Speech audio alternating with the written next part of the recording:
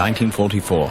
The exception of Switzerland, only one other country retained its neutrality, the small independent state of Lutonia, located, as the Lutonians put it, on the dark side of the Balkans. Here, in this land totally devoid of trees, life goes on happily for the Schmengi family. It is in this pastoral environment of complete contentment and peace that Josh and Stan Schmengi spent their formative years. Although the boys were too young to work, they were, even at the age of 7, driven by a burning ambition to be something, and fueled by the infinite amount of attention afforded them by their parents, they found themselves in the role of performers, a role unbeknownst to them that would take the name of Schmengi to ethereal heights, to greatness beyond their wildest dreams.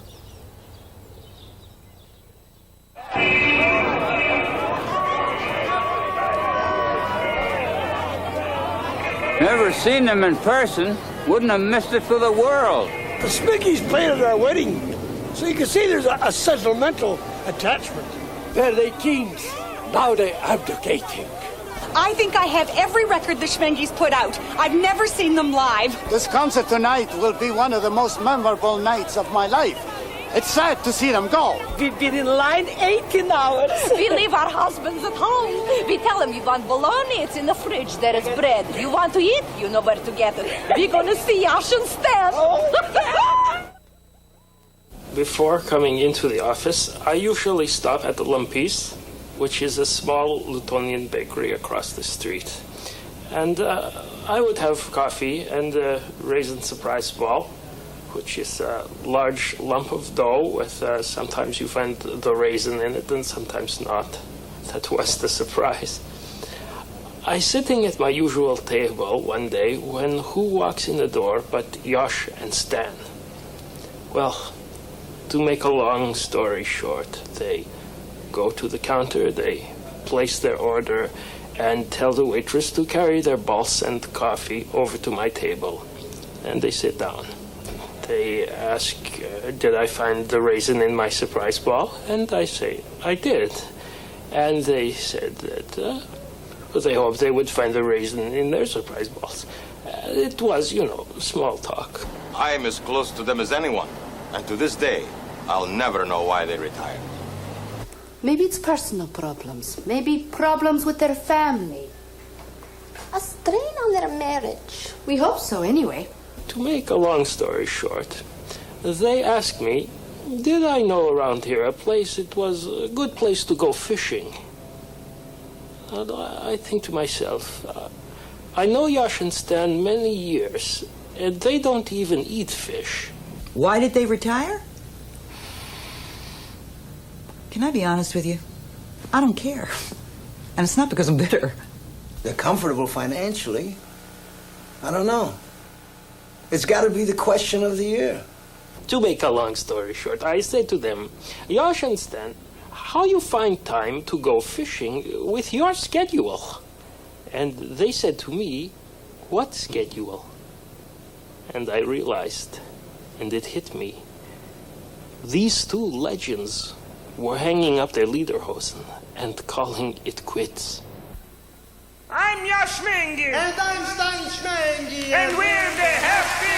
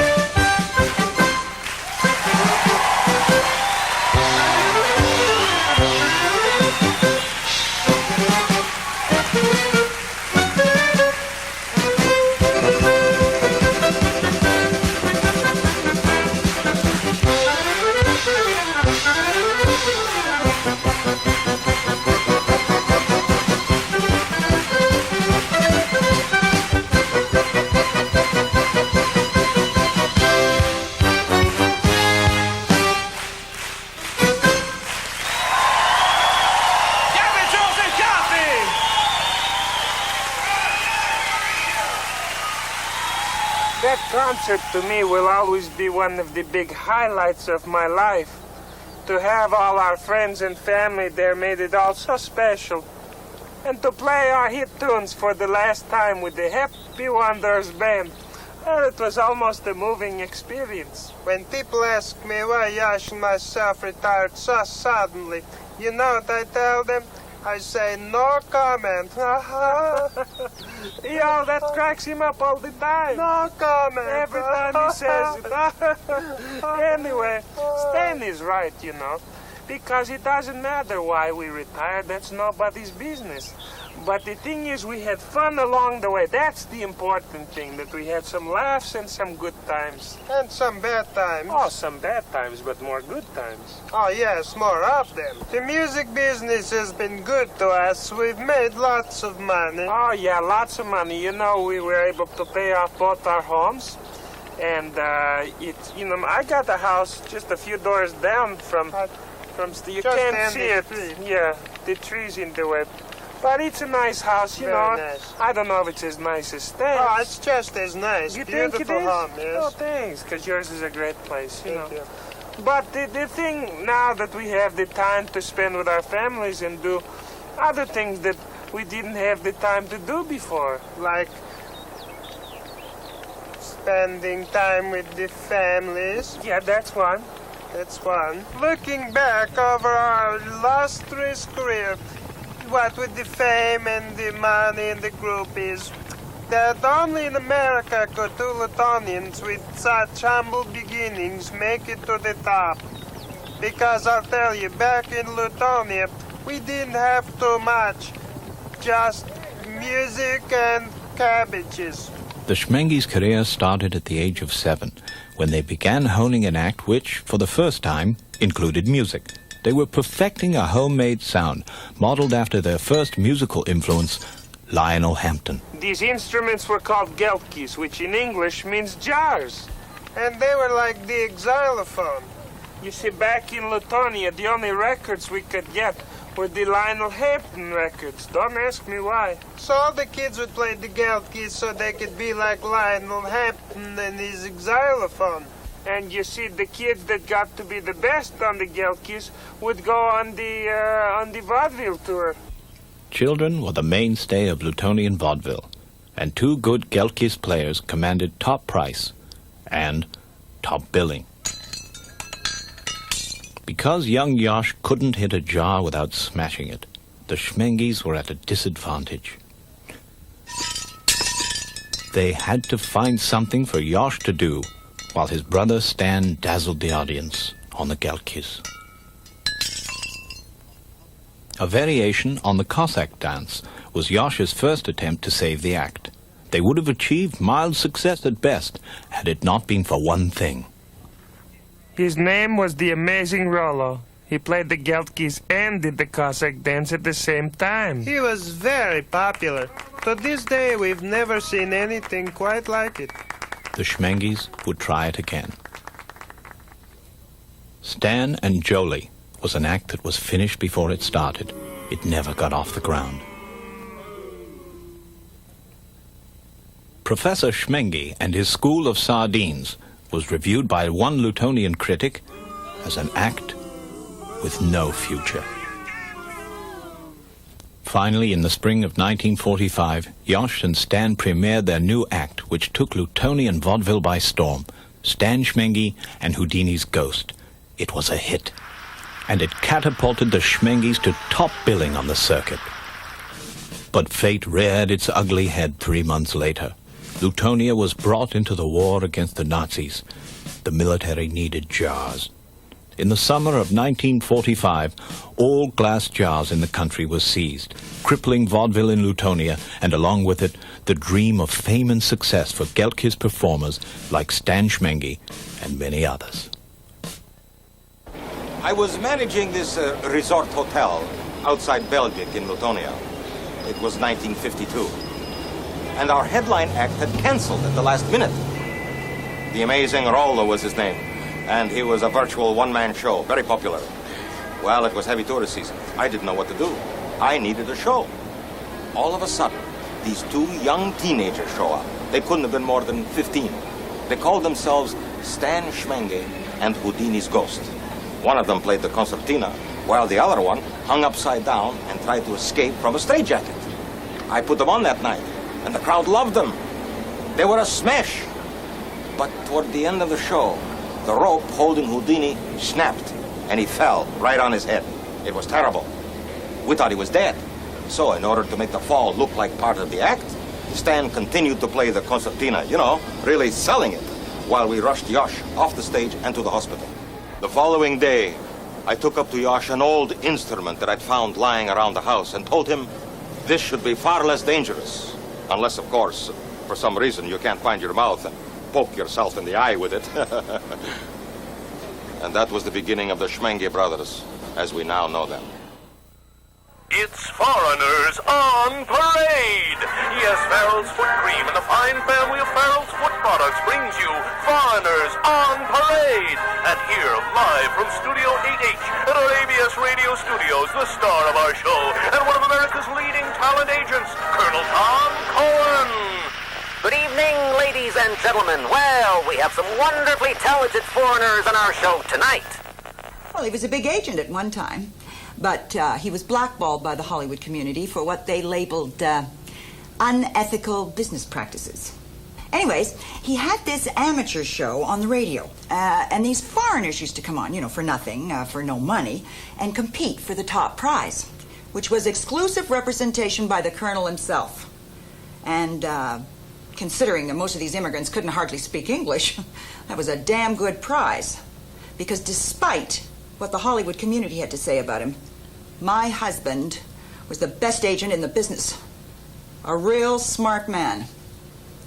And the Schmenge brothers, whom I'm sure had just gotten off the boat, they appeared on one of these shows. Boys, that was terrific. Listen to the audience. That was the Schmenge brothers. Schmenge! I'm sorry? Schmenge! Oh, Schmenge brothers. Well, whatever the name, I want to sign you to exclusive representation. How about that? Thank you, Mr. Cohen. Thank you very much. It was their first taste of big-time showbiz. They won the top prize that night. And let's face it, coming from a family of cabbage pickers, it had to be the biggest night of their life. They signed the contract the next day. He took them out. He wined them, he dined them, he showed them the town. He was real good to those boys. They even played at our wedding, which I thought was real nice of them, considering the colonel was taking a lot of heat for it, seeing as I was just 14 at the time. But they did it because they liked the guy. He got them a lot of work. And they were with him until his untimely and mysterious death, which I'm not going to talk about here, so don't even ask.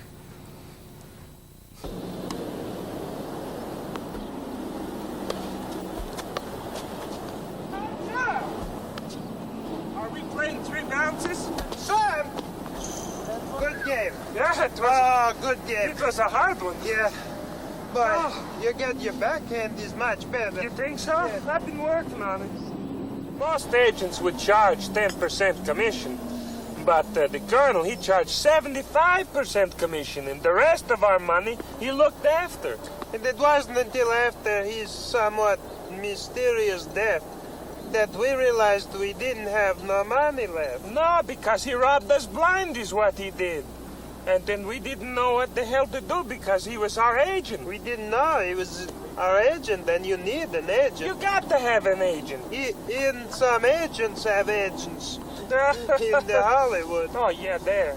But it wasn't until after his mysterious death that we realized, why do we need an agent to lose our money for us? We can lose it ourselves. That's right, because if we had our own agency, we don't have to pay the 75% commission. We could charge ourselves the 50% commission is all. So that's what we did. We became our own agents, and getting the work was a lot easier, especially in the TV.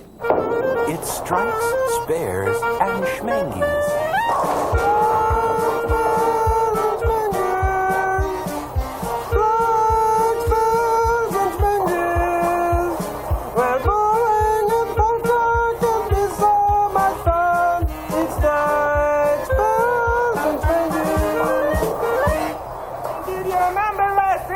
Our champion brought only 110 pins short have a perfect game, so that was a close one. Of course, we speak of Rocky Timmons, who's bound for the seat colors. Welcome back, Rocky.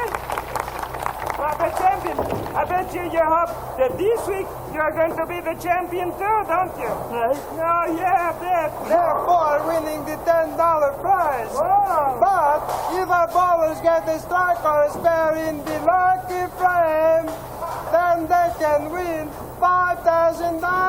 $5,000, and all you got to do to get it is to bowl the strike or the spare in the lucky frame.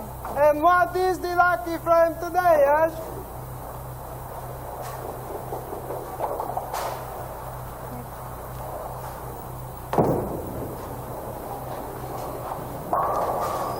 I don't have the number. Can I leave it out? Sorry. Maybe it's...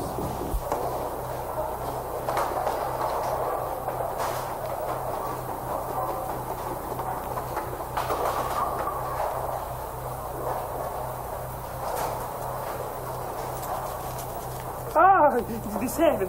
7! The lucky frame is 7! You know, the lucky frame was a big selling point for the show.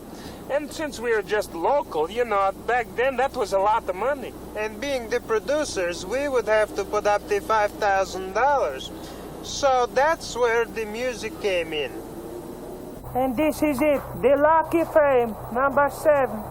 If Rocky Timmons can get the strike or spare, he'll win the $5,000 prize. Look at the concentration. $5,000! Lot of pressure.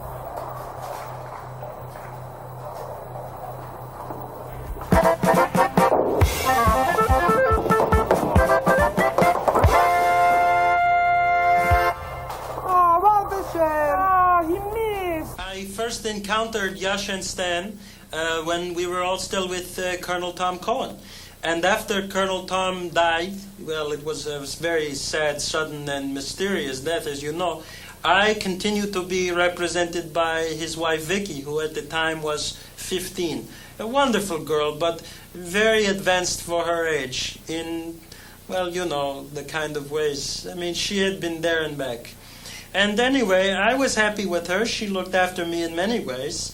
And I remember one time Yash and Stan came to a show of mine at the El Sahara, which is a falafel place. And they have wonderful baba ganoush and carrot roast there fresh. And they said to me, do you want us to represent you for 50% commission? And I, at the time, was paying Vicky 75% and she was busy with her running her new escort service. So I went with Yash and Stan at the time for 50%, and I've been with them ever since. And they look after me. We're good friends, and they do everything for me. They do everything from the costume to the charts, which is why I can sing and they can back me up so well, because the music is done by their people, and I pay for it, but they do it. You all remember Lynch Minuk? Thank you, I just got back from the road again. I just got back from the road again. I'd love to stay and sing all night long. I can't. I gotta get back on the road again. Sing along with me this time, won't you? On the road again. Forget it. I just got back from the road again. It's good to see you all right here tonight. I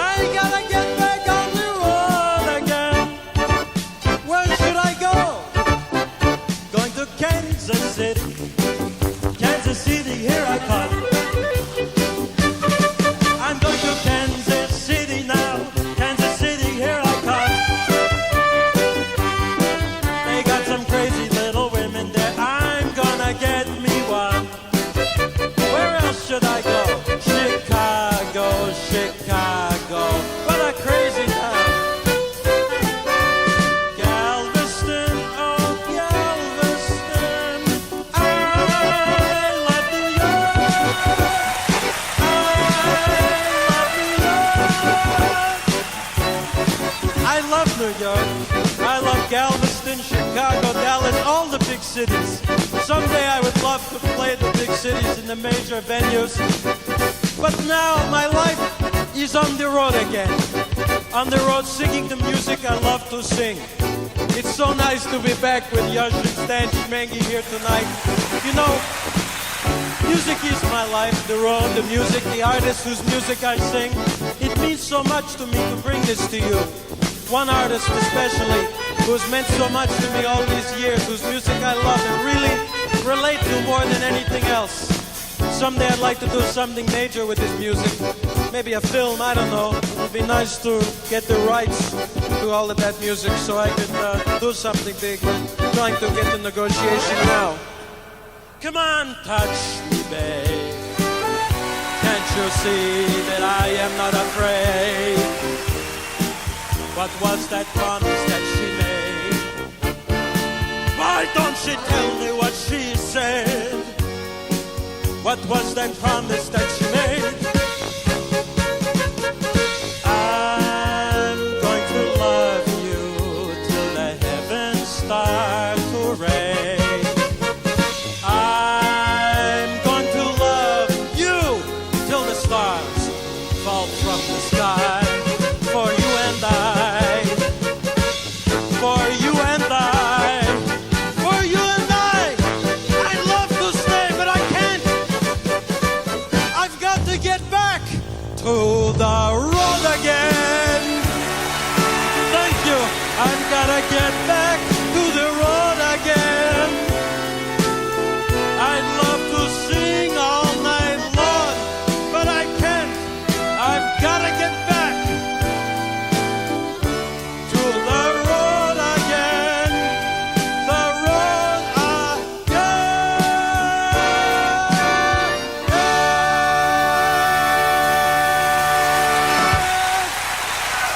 Thank you. I'm hooked on the suit. Thank you very much. Thank you so much. Thank you. Thank you. Ladies and gentlemen.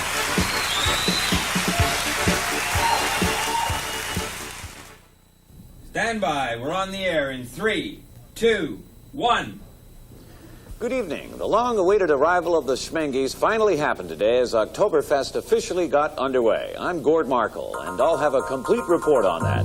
Doug Knox will have news on the international scene, Lisa Barlow with the goings-on at City Hall, John Phipps with the business report, Daryl Shore with tonight's Crime Stoppers feature, Mickey Gelman with the world of sports, Uncle Walter with tonight's weather, Susan Trumbull with the buyer and sellers report, Doug Peel with our community at large segment, Joan Dow with the Dow Jones, Earl Glover with tonight's Focus on You segment, and entertainment editor Mitzi Duke with two very special guests, the Grand Marshals of this year's Oktoberfest, Polka Meisters Yash and Stan Schmengi. But first, opening ceremonies for this year's Oktoberfest officially got underway today with the arrival of its guests of honor. Here are Yash and Stan, the Schmengi brothers. Happy Oktoberfest, you're on the air. Hello, Ted. I'd like to talk to the Schmengis. Go ahead. First of all, I'd like to welcome Yosh and Stan to Oktoberfest. Oh, thank you very much. It's nice to be here. Thank you. And I'd like to add that I think it's high time that you two were asked to be the guests of honor and be the Grand Marshals in our Oktoberfest parade. Oh, isn't that kind of you? Thank you so much for saying that. Yeah, it's been a dream of ours since we were kids. Oh, yeah. In the world of polka music, you literally have to be inducted into the Polka Hall of Fame before you know you have the respect of your peers. There are no polka awards, no Academy Awards, or Country and Cowboy Awards, or TV Choice Awards. And to make a long story short, to be chosen to be guests of honor at Oktoberfest, the largest polka fest in the world outside the original in Munich, this is the highest honor you can get in the field. Well, in case you've just tuned in, our guests today, Yash and Stan Schmengi, of course, this year's honorary guests at the Oktoberfest parade. And our phone lines are open, 555-7176. Let me ask you guys something. How does it feel to be famous? I mean, I myself have some degree of notoriety here on the Ted Wellington Show on CKM in beautiful downtown Kitchener, but I'm talking about the capital F kind of fame, the I want to live forever kind of fame that the two of you have achieved over the years. How does it feel? And more important than that, has it changed your lives? But that's a good question. That is a good question. I don't think we've been asked that one before. No, that's a good question, you know that. And let me just say to you, Ted, that in all honesty, boy, you know, I don't think that this has affected me, this success thing has affected me at all. You know, other side of it, you know, I think that I'm just a normal, ordinary person. Like you, you know. That's ordinary. right. I don't think that our lives have changed so much, Ted. You know, I think that we've made some music that has made us lots of money, let's be honest. But I don't think that... I feel like we're just two normal guys. Well, let me read a little bit of bio that I've got here on you two normal guys. Over a career that has so far spanned 30 years, the Schmengi brothers have released 88 LPs. Count them, 88. They've had 5 hit singles, including Who Stole the Cabbage Roll, the million seller that found the country's funny bone back in 1961. They've had 7 television shows, the last of which, the Happy Wanderers Polka Hour, is still on the air. They own a talent agency, a travel agency, a chain of cabbage roll and coffee wagons. I mean, you guys have just about done it all. Okay, let's go to line 2. Happy Oktoberfest, you're on the air. Yes, Ted. I have a question for Stan Schmengi. Shoot. Which one of you guys is the brains of the outfit? With the brains of the outfit. Well, you know, I always say that 2 heads are better than 1, so I'd have to say that we're both the brains of the outfit. No, seriously, which one is smarter? I'd say Yash. Thanks for your call. There are 2 people that we'd like to thank and pay tribute to at this time, because without them we wouldn't standing up here today. You speak, of course, of our bank managers. I'm just kidding. I'm just kidding. That's another joke, yeah. Our wives, Bea and Yuka, the Schmengi wives, ladies and gentlemen. Yeah, you stand up, dear. Yeah, you can stand up. You are? 1, 2, 3, 4!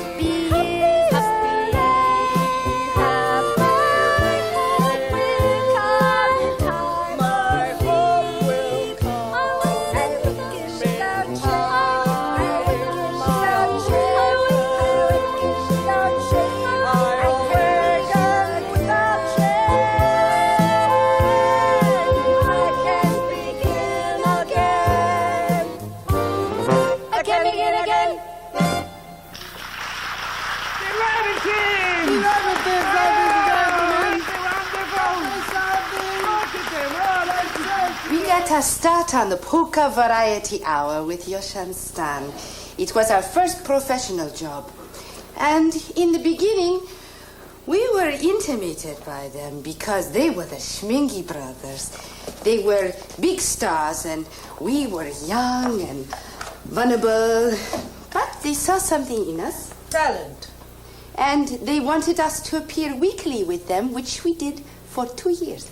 3 microphones for 3 lovely ladies, the Lehman twins.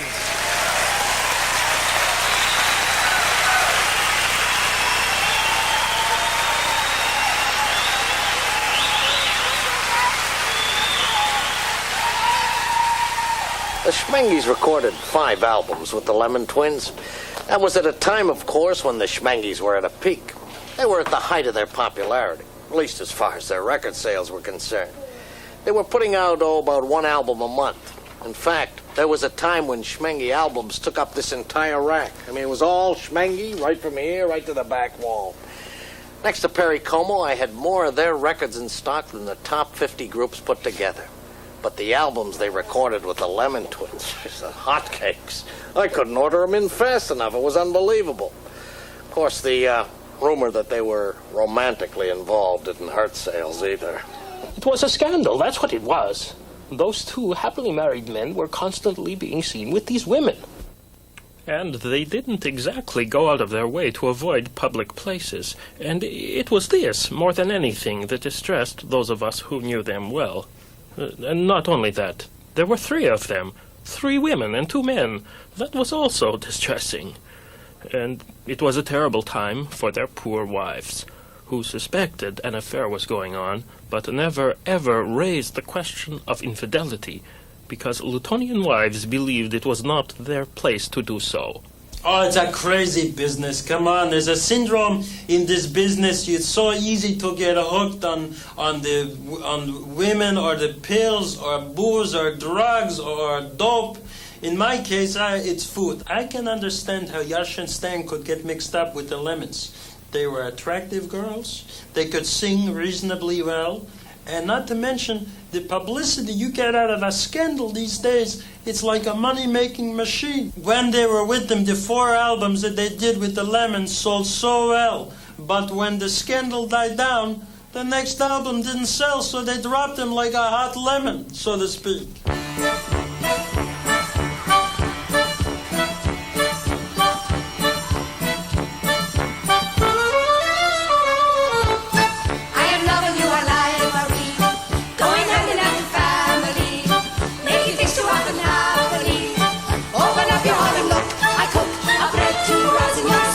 If you're not halfway in to be whole, are you remember all that we said? A bed of lies is no wedding bed.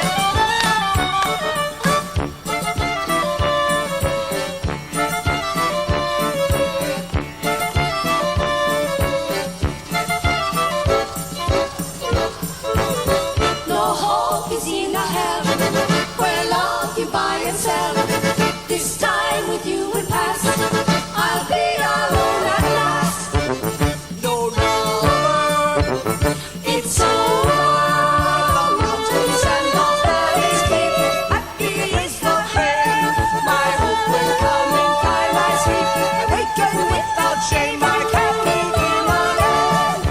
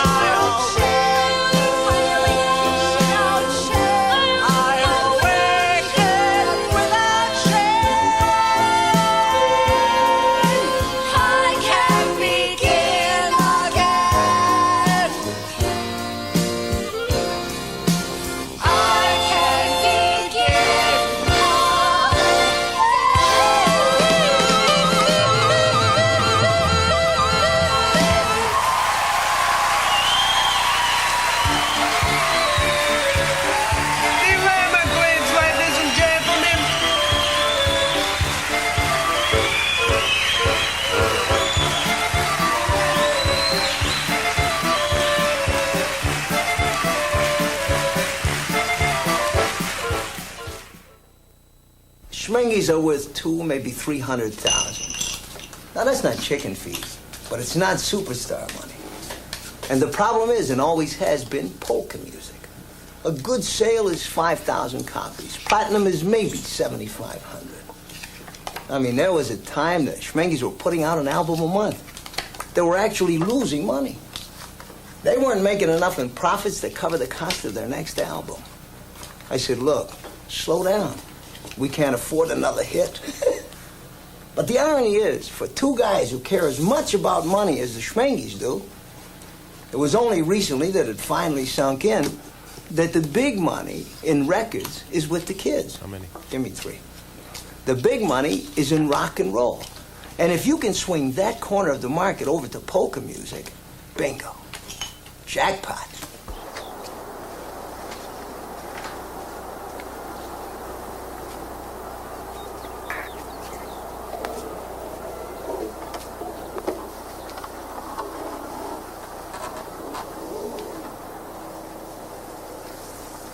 Little children hate to swallow the aspirin, so how do you give the aspirins to the little children? You put the aspirins in some ice cream, and then you give the ice cream to the children. So that's what I wanted to do with the polka music, to jazz it up with some hip music so that the polka music would be hip also. But Yash, you know, my brother, he's more old-fashioned. He didn't like that idea too much. It took me months to convince him of the idea. You know, my brother Stan is a damn fine accordion player, but he doesn't have the vision it takes in the business, really, to make the music hip. It's a shame, really, for the children, because they're missing not buying polka music. They're missing out. I don't know. It's not the money so much I'm thinking of, but it's just a shame. You know, Stan always says, you know, how do we get him to buy the polka music? How can that be hip? Well, how do you get the little small children to swallow the aspirin, huh?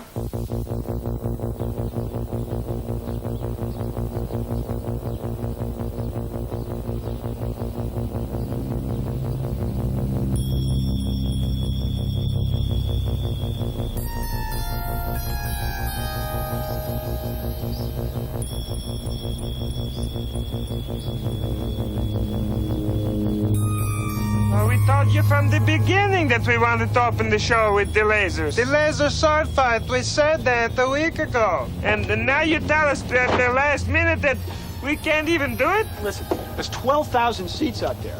Believe me, these things are not going to read. I mean, it's not like they're real lasers. The visual impact, those things just won't read. I mean, look at them, they're toys. You guys are going for a look that you can't afford. If you want a light show, then give them a light show. But we can't get you what you want by tonight. You can't. Possible. It's not going to happen. Well, I don't know. I think that they're pretty effective.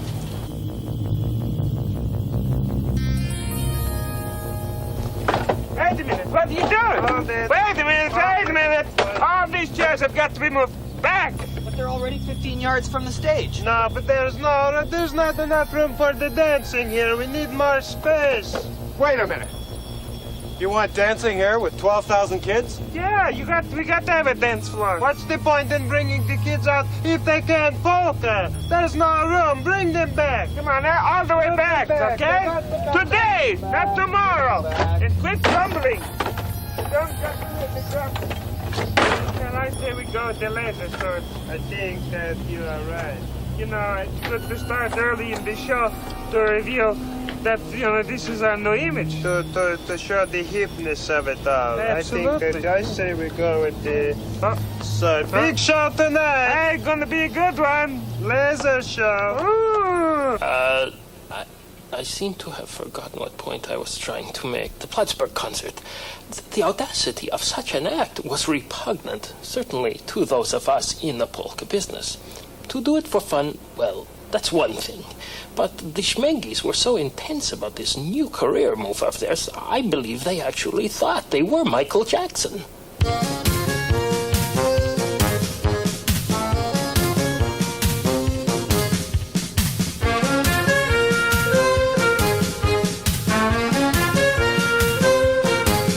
Sabine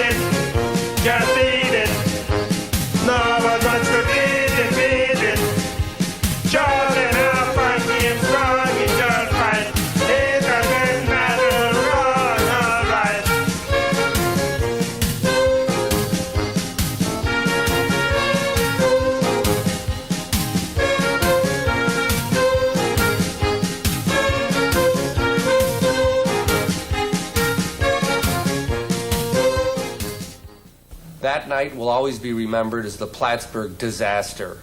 It was a bad idea, and those two guys are really lucky they weren't arrested for fraud. They had the gall to put up on an arena marquee Michael Jackson's name in big, bold print. And from the street, that's all you could see. Tonight only, Michael Jackson. The human eye couldn't see the teensy letters above the name which said, the Schmengies Salute. Only a fly on the marquee could read that. And it's no surprise the concert turned out the way it did.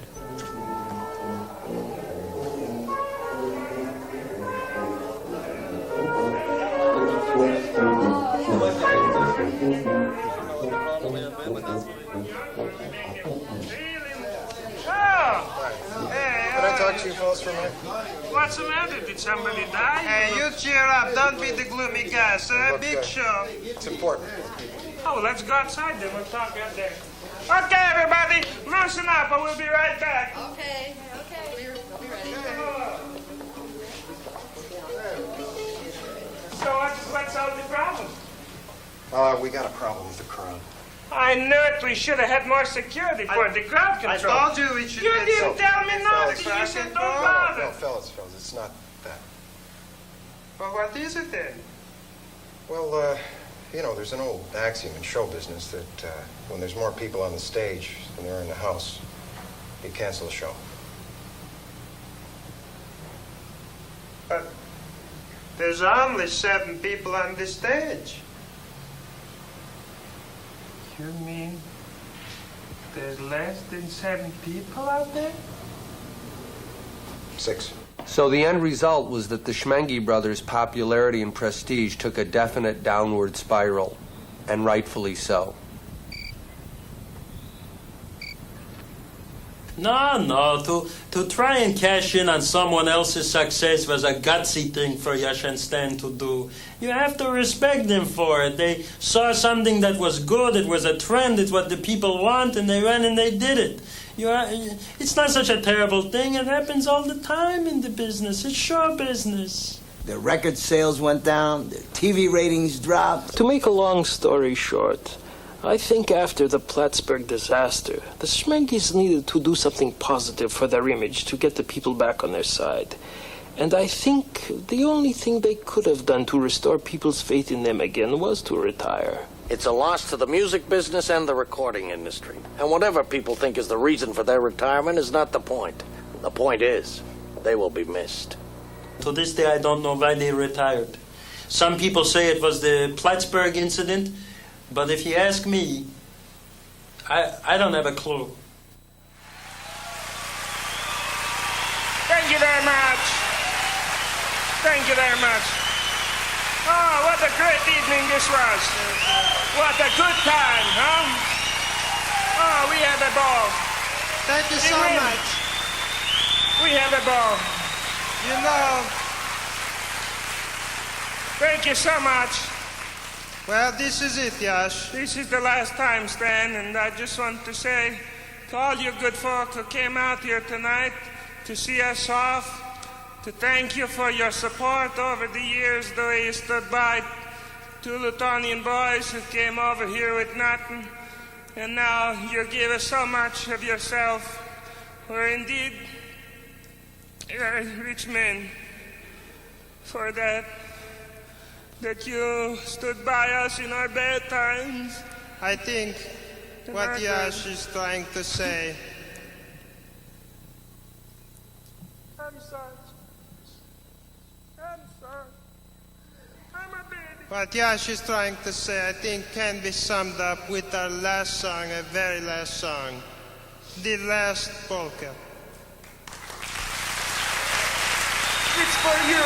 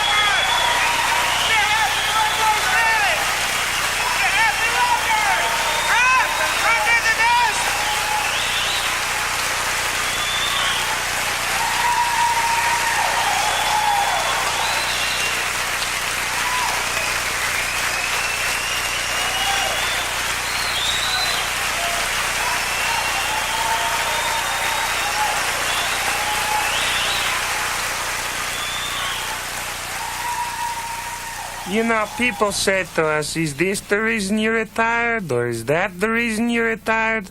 Nobody to this day knows the reason why we retired. There's only two people who know the real reason why we retired. And that's Stan and myself. That's right. If, in fact, we really are retiring. Which we are. Oh, we are, yes. But what does retirement really mean? You know, think about it. It doesn't mean that everything has to stop. Oh, no, not in that sense, but people might think that this was all a hoax if we didn't retire. Which they would if it weren't for the fact that we are retired and have been for the last 2 weeks. 2 weeks. And I just got to say it's been the best 2 weeks of my life. Oh, a good 2 weeks. We've had lots of fun, but you know, how long can you sit around and do nothing? You get itchy to work. And make the money. And make the money, so maybe we will come back one day. Soon. We hope. But for now, no comment.